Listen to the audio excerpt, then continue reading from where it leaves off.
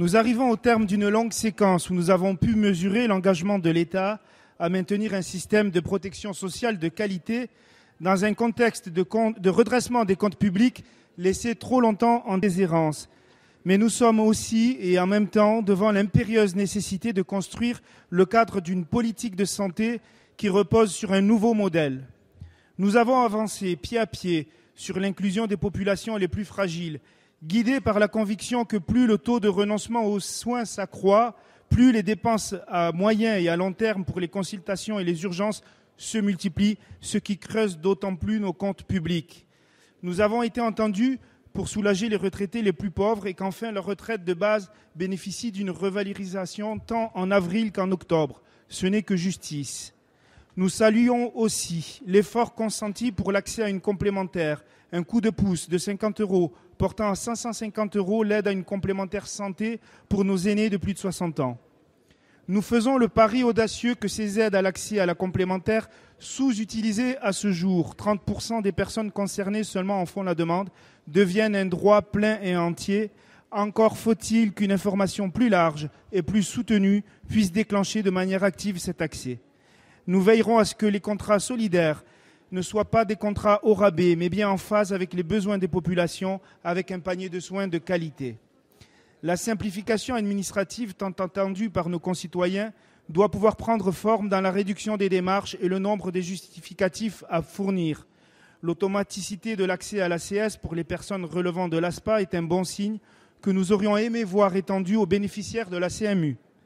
Nous sommes également satisfaits de l'adoption d'une autre de nos propositions, celle visant à rendre obligatoire l'information des bénéficiaires de complémentaires de la date d'échéance de leur contrat, et ce, au minimum 1 mois avant son extinction.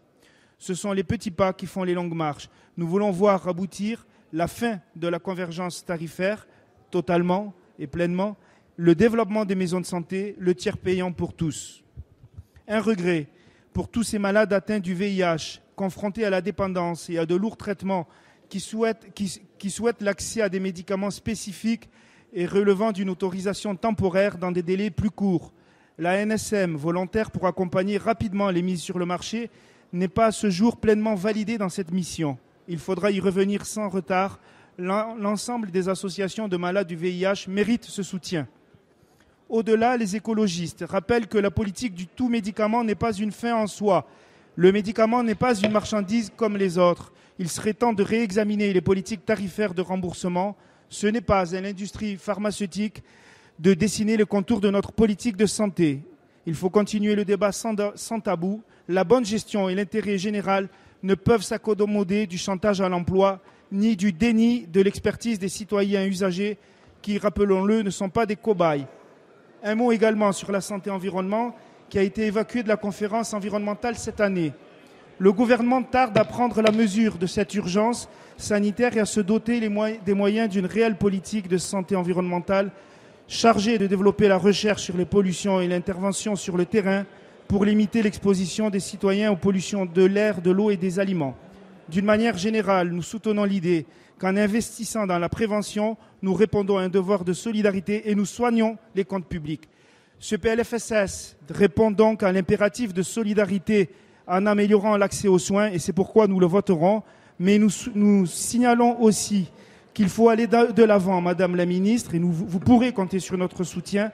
Nous attendons dans la loi de santé publique annoncée pour le premier semestre 2014 des avancées significatives en matière d'éducation à la santé et de politique de santé environnementale. Merci.